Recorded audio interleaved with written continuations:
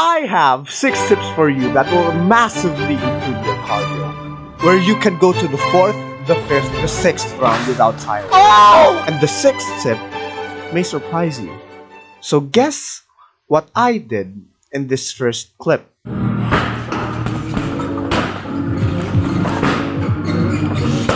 So the first tip is breathe out whenever you punch, you kick, or you defend. Now, why? Well, what you're doing right now is breathing in and breathing out. Am I right? Well, if you aren't breathing in and breathing out, you're probably a zombie.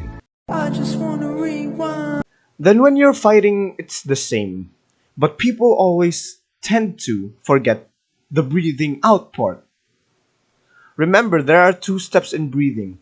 Breathing in and then breathing out. When you're fighting, when you're in the cage, you're sparring, the breathing in part is automatic. But when you're punching, you need to breathe out, man. You don't need to what the fuck do you call it?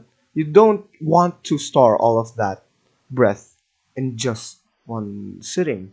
But basically, try 10 punches without breathing out. Okay? And then try 10 punches with breathing out. You'll find that when you're throwing combinations and you're not breathing out, bro, you're going to tire out fast, man. Fast. When you are breathing out, though, not a problem. The second tip is also in the first clip. Can you also guess what that is?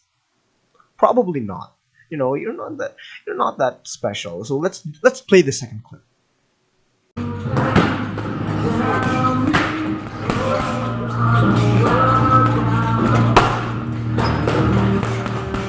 If you have guessed it properly, which is don't put your all into every shot, then you deserve a hopya. Oh shit. Am I going to get sued, bro? Nah. It's just a product. Okay, so don't put your all into every shot, because some shots may miss.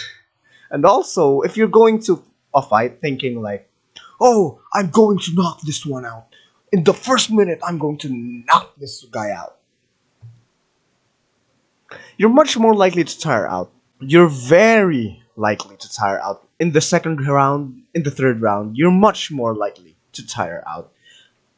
Because when you punch, we all know that it takes energy to punch hard. And if you miss, bro, not only is that embarrassing, but it also takes up a lot of energy. So instead,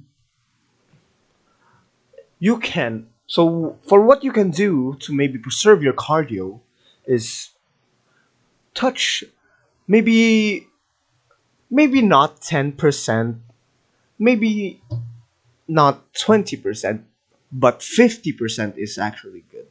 Just touch. But remove the mentality of I need to always go hard on the first round. Because there are more rounds to come. And when your opponent gives his all in the first round and you don't get knocked out because you have good defense, your hand is always up, you have great head movement, you have good footwork, your opponent is much more likely to get gassed in the second and third round, and that's going to be your round. That's where you win. Play for the long game, not the short term. Okay? Relax yourself.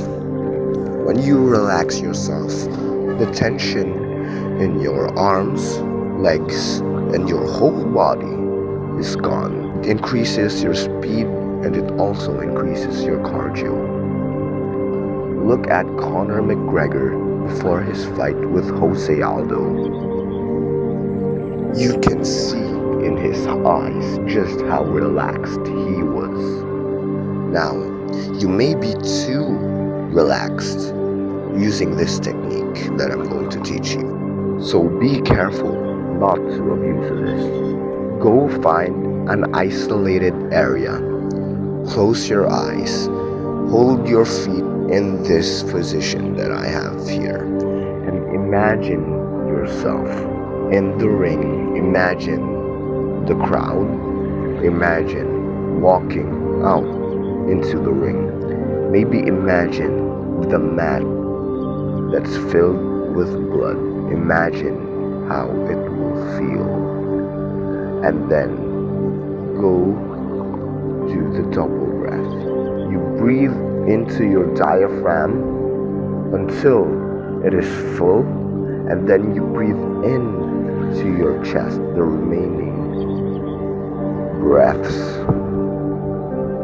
And that's going to make you relaxed before your fight. Now, open your eyes, because it's time for war.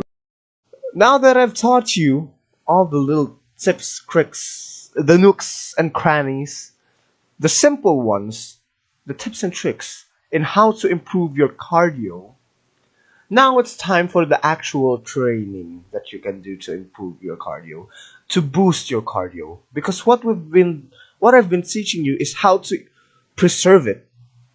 Okay? Now I'm going to teach you how to increase it.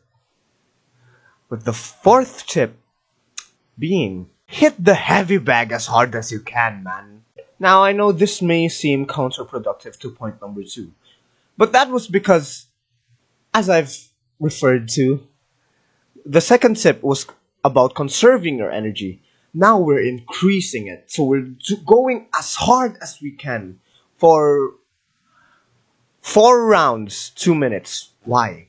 Because if you're having a fight at 2 rounds and 3 minutes, at 3 rounds in 2 minutes, then increasing an extra round at the heavy bag will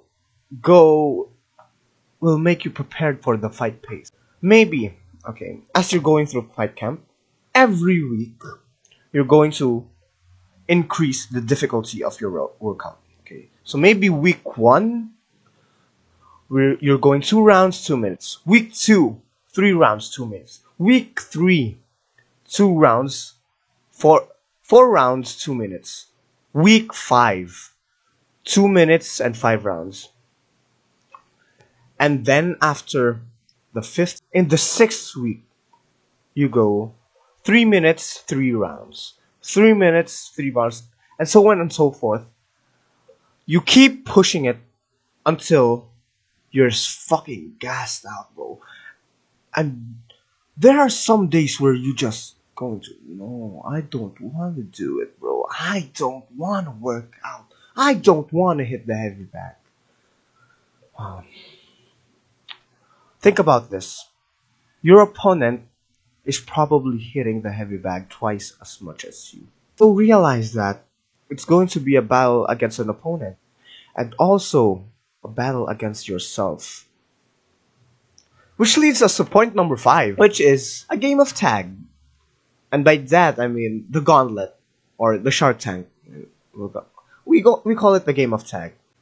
Whoever is it at tag is the one that fights everyone. You guys already know the Shark Tank. Maybe 3 guys, 1 guy. 3 guys, 1 guy is it, okay? And he's going to fight the 2 guys. After the round, the second guy is going to switch, and the first guy is going to beat up the guy, and then so on and so forth. Now, the intensity of the game of tag depends on you, and depends on your coach. Well, in my experience, the coach always wanted us. My coach always wanted us, at least, to always go all out. But every week going all out is not really. It gets tiring, and also you may get CTE or Parkinson's. So that's. So if you get Parkinson's, do you know what you should get? Okay, so this is the final tip that I'm going to give you guys. The sixth and final tip. The tip you've all been waiting for. Okay? Which is, you're not gonna like it. Okay? Running up hills.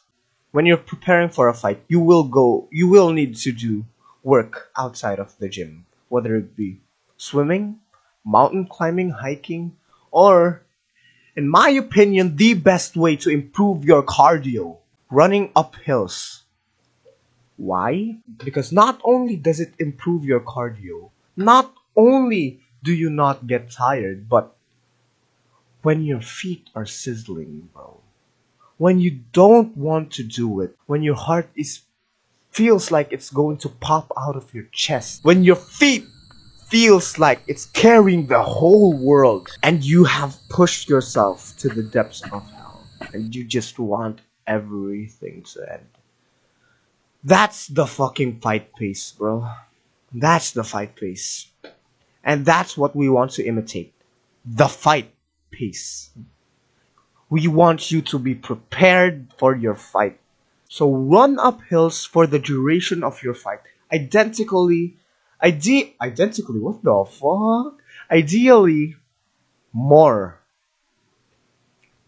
That's what we want. And what I also want you to do is click onto the next video if you want to see Leon Edwards. How to kick like Leon Edwards, the greatest human being alive. Okay, guys, do your homework. I love you.